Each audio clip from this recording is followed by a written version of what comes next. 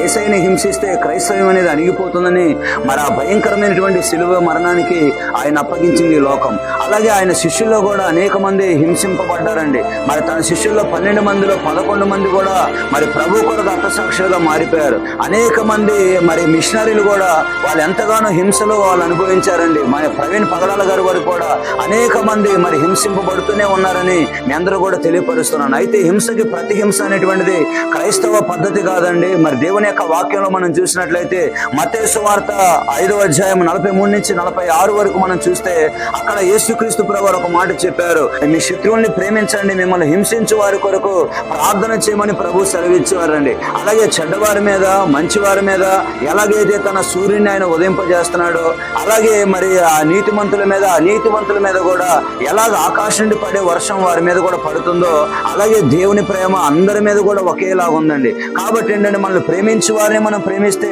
దానివల్ల ప్రయోజనం ఏంటని ప్రభు యొక్క లేఖనాలు సెలవిస్తూ ఉన్నాయి. కాబట్టి మనం ఎంతమంది హింసించినా కూడా ఎంతమంది మనల్ని అవమానపరిచినా కూడా మరి ఆ హింస పొందినప్పుడల్లా కూడా మనం ఏమనుకోవాలంటే పరలోకములో నా ఫలము అధికమవుతుంది, పరలోకములో దేవుడు నాకు బహుమానం ఇస్తారని మనం భావించి ఆ హింసింపబడినప్పుడల్లా ప్రభువు నామములో మనం గంతులు వేసేవారుగా ఉండాలని మీ అందరూ కూడా తెలియపరుస్తూ ఉన్నాను.